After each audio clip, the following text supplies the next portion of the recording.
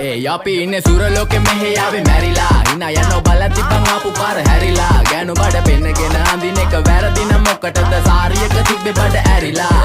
ඩෝංගල පතු වෙන්න ඕන් දැම්ම මාළුවන්ට පාන් දැම්ම වගේ ඇවිත් හාල යන්න එන්නේ පහල යන්න ඇවිත් කට වාල යන්න අපි ගැව්වේ මොරන් නිසා පදිරි වෙන්නේ නෑනේ ඔය සාලයන්ට